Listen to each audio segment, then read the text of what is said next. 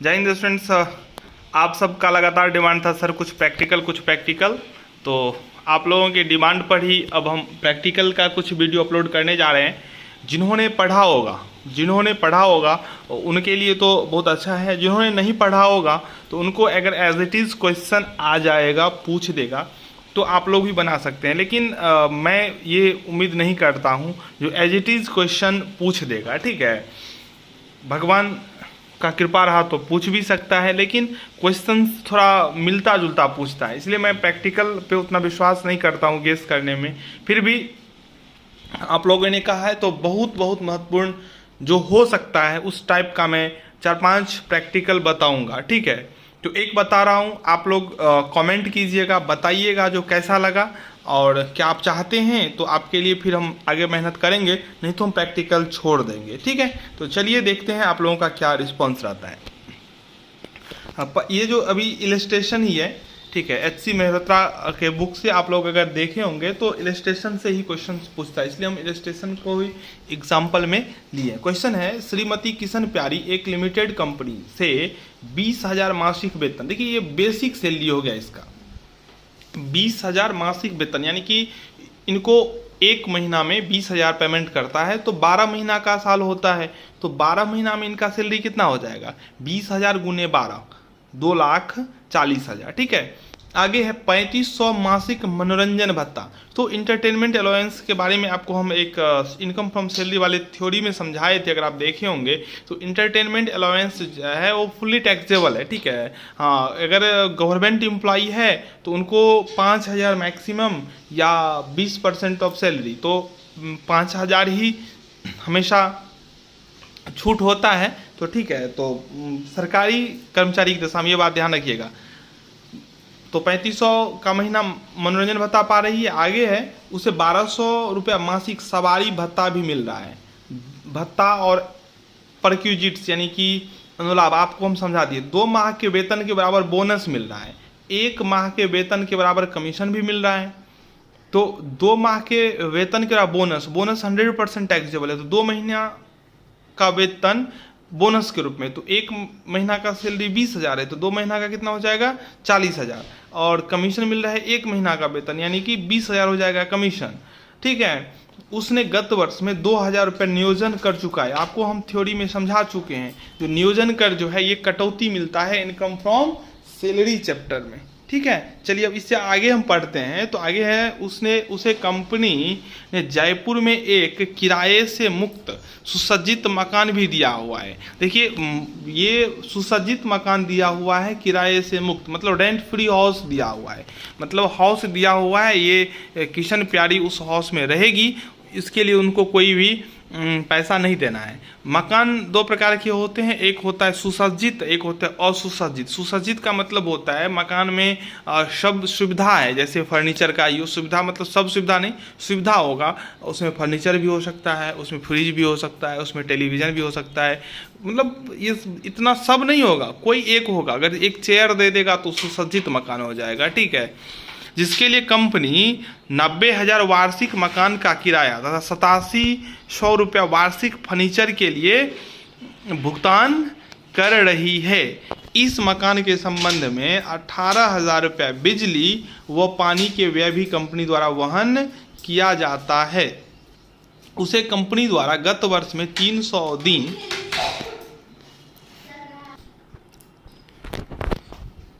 तो 300 दिन 80 रुपये प्रति भोजन की लागत का कार्यालय समय कार्यालय स्थल पर भोजन दिया गया। कंपनी ने उसे 20 रुपये प्रति भोजन वसूल किया। ठीक है, उपर्युक्त सूचना से श्रीमती किशन प्यारी की कर निर्धारण वर्ष 22-23 के लिए वेतन से करयोग आय की गणना करें। देखिए एक कंसेप्ट अगर आपको समझ में आ जाएगा तो आप आराम से बना सकते हैं। आप अगर पेन पेपर लेकर बैठे हैं तो मैं बता रहा हूँ, आप लिखिए 20,000 गुने 12, बेसिक सैलरी हो गया 2,40,000। ये जो मनोरंजन भत्ता है 3500, तो 12 गुने 3500, ठीक है, 12 गुने 3500 तो कितना हो जाएगा, 20, 12 पंचे 60, 12 तिया 36, 5 36 5 नहीं 36 6 होगा 42,000 रुपया हो गया इंटरटेनमेंट अलाउंस। डिडक्शन नहीं मिलेगा क्योंकि कहीं सरकारी नौकरी की बात ये इस पर नहीं है, तो 42,000 लिखना है। उसके बाद आपको हम समझा ही दिए हैं जो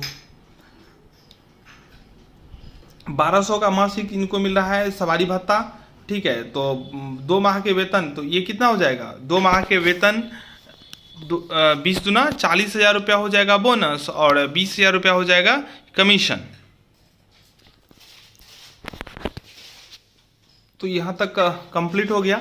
ये 1200 जो सवारी भत्ता है आप लोगों को पिछले वीडियो में समझा दिए थे, जो आप लोग देखे होंगे याद होगा। सवारी भत्ता जो है वो पूर्णतया टैक्स फ्री होता है, तो इसको कुछ नहीं करना है। जो फुल्ली टैक्स फ्री है उसको कुछ नहीं करना है, जो फुल्ली टैक्सेबल है उसको सीधे सैलरी में ऐड कर लेना है। उसके बाद देखिए, जयपुर में एक किराए से मुक्त सुसज्जित मकान भी दिया। यहाँ पे समझने की बात है, जो एक बार बता ही देते हैं, जो रेंट फ्री हाउस होता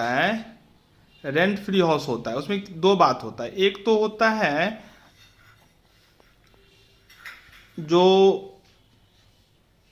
अपना मकान हो, नियोक्ता का अपना मकान हो, ठीक है। एक होता है किराया पर लेकर, ठीक है। ये समझिए, यहाँ पे किराए पर लेकर ही दिया है सोसाइटी मकान जिसका कंपनी 90,000 वार्षिक मकान किराया तथा 8700 वार्षिक फर्नीचर के लिए भुगतान करता है। तो एक हो गया अपना, तो अपना मकान होगा तो इसके लिए इसमें क्या होगा, शहर मायने रखता है। शहर से ज़्यादा इंपॉर्टेंट है शहर की जनसंख्या, पॉपुलेशन।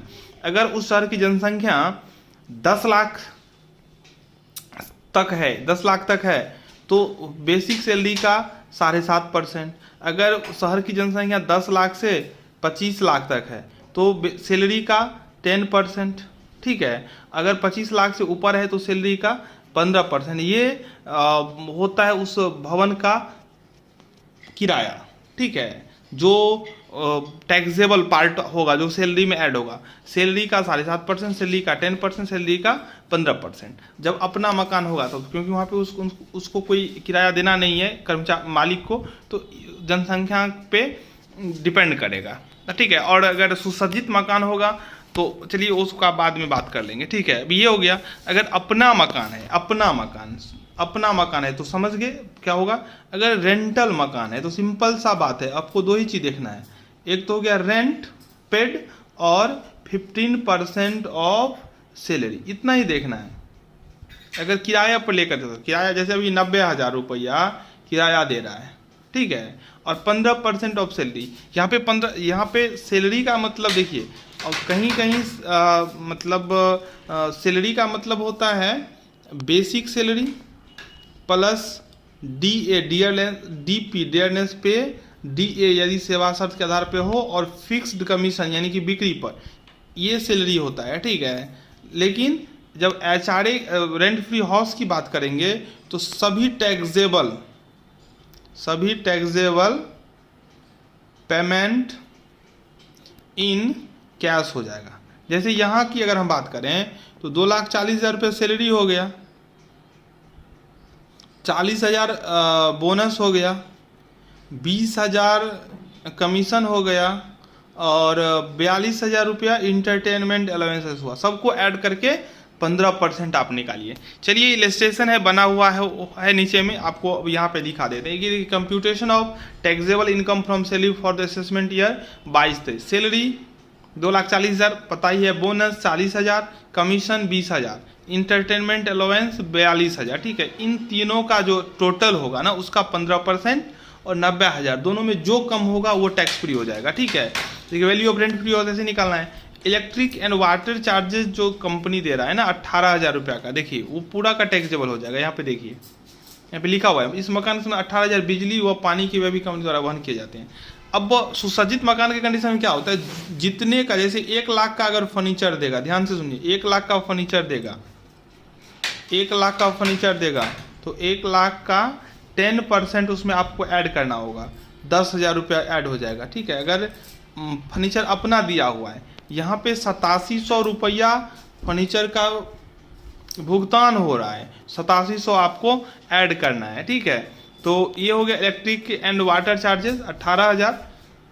लंच आपको हम समझा दिए थे, जो 50 रुपया तक फ्री है, यहाँ पे कितना दे रहा है 80, इससे तो 20 ले ही रहा है ना, तो इसको दिया कितना 60, 50 तक फ्री है, तो एक प्लेट पे 10 रुपया टैक्सेबल पार्ट होगा, और ऐसा प्लेट दे रहा है 300, तो 300 दें कितना हो जाएगा, 3000 रुपया लंच का हो गया, ठीक है, टैक्सेबल पार्ट। अब ये 60,000 कहाँ से निकला, ये यहाँ पे देख लीजिए, 2,40,000, 40,000, 20,000, 42,000, 3,42,000 का 15% होता है,